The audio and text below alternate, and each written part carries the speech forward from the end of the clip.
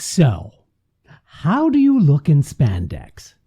You know, the tight-fitting, stretchy stuff usually worn in the gym or dance class. How does it make you feel? Now, I'm not talking about your physicality. I'm talking about why you decided to choose whatever you wear when you are outside your home. Okay, the same thing applies to the scripted material you choose to work on, whether for an audition or a class. How do you choose the, air quotes, material that best suits you? Material that fits. On this episode of Casting Actors Cast. This is Casting Actors Cast, the podcast video for actors in the business of show. Casting director Jeffrey Dreisbach brings you insights and inspiration to help make a difference in your acting and your acting career. Here's your host, Jeffrey Dreisbach. Well, hello and welcome to today's episode of Casting Actors Cast. I'm Jeffrey Dreisbach.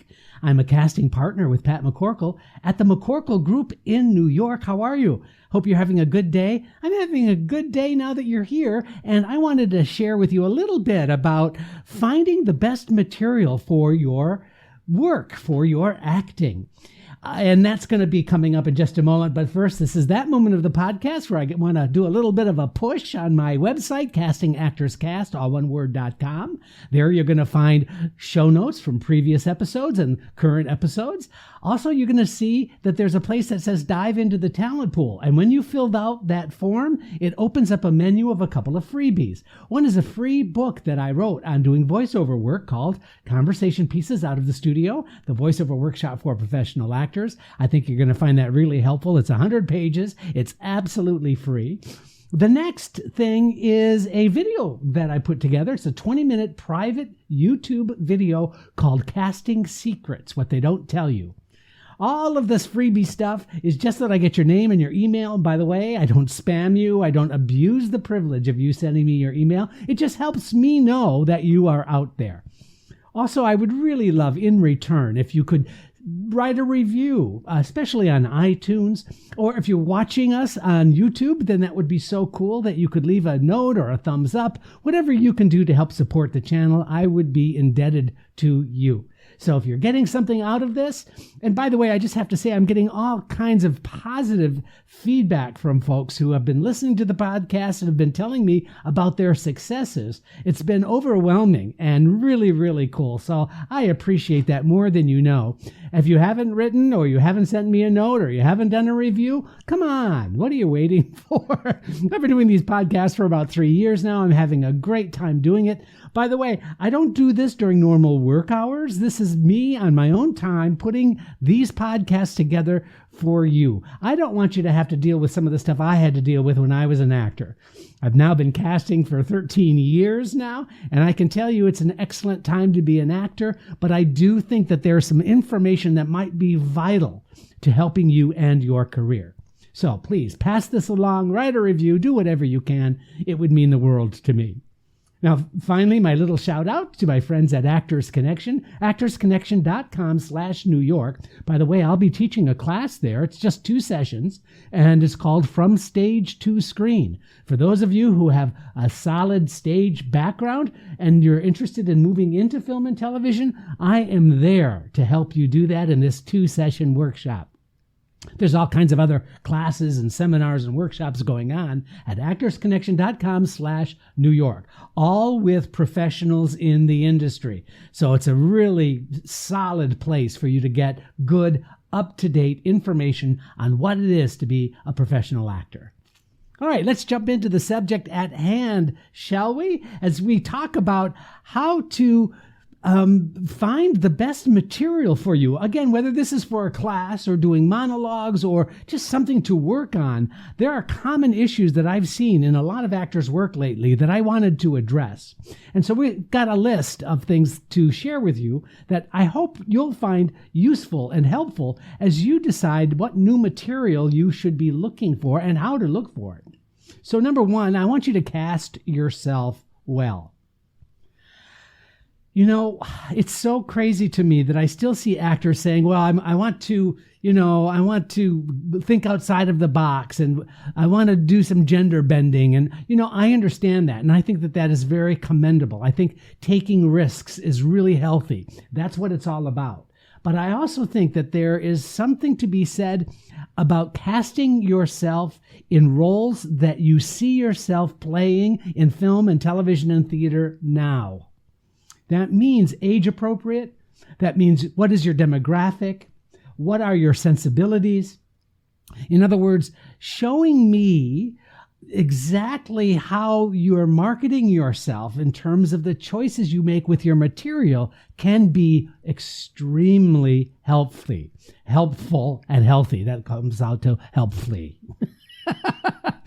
So what suits you in terms of your demographic, your age, your sensibility? That would be material that would be excellent from you. Point number 2, I would suggest that you refrain from the obvious. There's lots of material out there, monologues, and even scenes that are just overdone, that I've seen so many times. There's to the point where, because I know the material so well, I'm now thinking about the last time I saw it done well. And now I'm comparing you to somebody else. And if you didn't have that same material, I wouldn't be doing that. So I would just try to make sure that you're staying away from the obvious. Be creative in the material that you find. Be creative in the way you put it together. As long as you are targeting the kinds of jobs that you are castable in, the kinds of roles that you would be cast in, that is a great filter. So whether it's a monologue or a scene, please stay away from obvious choices. Now, here's a suggestion I've made in the past, and I want to just make this again. I think this is such a great idea. And I suggest that you transcribe material from TV or films, even new theater pieces. If it's hard to find that material, I know actors who will record the show and then transcribe the scene because they like the scene so much. Or a monologue, for example. I've said this a couple of times in the past, but if you're watching an episode of This Is Us, there's no reason why you couldn't stop after the recording, go back, transcribe that monologue, and make it yours. Make it for you. There are really excellent ways of finding material. If you are watching, binging on something, and you know that this is something you would be cast or you'd be perfectly well suited to be cast in, then why not pick a scene from a show that you know you could and would do? So those are some ideas that are outside of the box ways of approaching getting new material. So I guess the question becomes a way to just simply ask yourself, what does this choice of material show someone who has never met me before? See what I'm saying? If you find material, you need to ask yourself, how is this going to affect somebody who doesn't know me? Does this say as much as I want it or need it to say about me from somebody who doesn't know me? That would be an excellent choice of material once you have the answer to that question. Number 5, let your emotional connection to the material be only one part of the decision that you make. I oftentimes will ask an actor after they do a scene or a monologue, why did you choose this material? And the question is, I can relate to the person's experience because I had a similar experience in my life. So now what I'm hearing are emotional decisions. Now, there's nothing wrong with that. But if that's the very first answer, if it's not, I see myself playing these kinds of roles, then you have to really be careful because you're making an emotional choice as opposed to a choice that is both emotional and one that is good for business. I think and hope that that makes sense to you because I think that's really important information right there. So when you let your emotional connection to the material be the only decision that you make, then you lose out on all kinds of things that you can show those who are watching you. One is your marketability. Another, your range. A third is the different levels that you see in the character that you are playing. Another is the arc the transformational experience. How are you different at the end of the monologue or scene than you were at the beginning of that monologue or scene? Make sense? You're giving me much more information about your technique as an actor, your training, your background. All of that comes into play, not just that the scene spoke to you. Number 6, I want you to really invest time in making interesting choices. Don't make obvious choices. This is that outside of the box thinking. Interesting choices are not just sort of default settings that you have based on previous experience in classes or in other projects that you've worked on. Really think in terms of approaching the character in a different way than you normally would. Understand your default setting for playing a character and then play around with that. My biggest, I don't want to say complaint, but my biggest issue many, many times is that actors have not spent enough time trying and playing around with interesting choices, different ways that you can go with a scene. And once you've invested that amount of time, you're now going to be able to make really spontaneous, creative choices in the work itself. That's why I think it is so valuable. Here's another suggestion. After you've done the work, after you've found the material, after you've opened up whatever the choices might be for the way you're going to play this part, I would love for you to think about finding a trusted someone to coach you on the material. It doesn't have to be a professional director. It could be somebody who knows your work really well, or just putting it on its feet and having someone giving you feedback. Once you have that level of approach to the work so that you can show someone for feedback, you're going to find that the feedback you get is only going to be helpful. It could be critical feedback is really useful, but it also could be positive. You really get a sense of what's working and maybe what's not working so that you can make it better. But finding a trusted someone is a step that I don't see a lot of actors taking. They rely on their own choices and their own instincts and wait until they're actually in front of casting before they really have given it the option of spontaneity. Another suggestion I'd like to make, this is number 8, by the way, if you're counting, record and play back with specific questions and no judgment. So ask yourself, when you record yourself, and this is, I think, useful, especially for film and television material.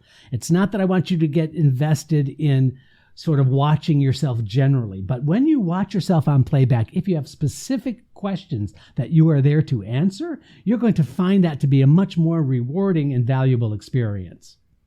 So specific questions that you might have are, am I achieving the objective of the scene? Have I changed enough? Have I shown as much transformation as I need to from the beginning to the end of the scene, the arc of the scene? Did I allow that anger to express where I was coming from in a very truthful way? So those are very kinds of specific questions that you can ask yourself as you play it back material. See, the problem is, as on playback, I see actors too many times just sort of watching themselves generally to get some sort of an effect. And it's really challenging because you're watching yourself and now you're watching yourself watching yourself. It becomes really challenging. So refrain from that by asking specific questions that are there to help support your talent. Number 9, once you've found some material that you've worked with a little bit, I would suggest that you find similar material, whether it's from the same actor that's played it, whether it's from the same writer, maybe you know who wrote the script, maybe you can do some more research on the kind of material that they are doing, or maybe it's even the production itself that you've had experience and you liked the production. You can really gain a lot more creative ideas from how to perform the material, for how to perform the material, as well as getting some ideas about additional material that you might not know about. I hope I'm making sense here. If you are watching, for example, Stranger Things, who wrote Stranger Things? What actors do you emulate? When you watch Stranger Things, you say, gosh, that's a role I think I could really play. Well, what else has that actor played? You see where I'm going with this? It's really valuable because you can now open up all kinds of additional research choices right there in front of you. Searching for the right material is found when you make the active decision to show specific aspects of your acting ability. So what does that mean? I think it's also about remaining curious and really working at trying to find and challenge yourself to find material that fits. I'm Jeffrey Dreisbach, and this is Casting Actors Cast. Thank you for joining Casting Actors Cast.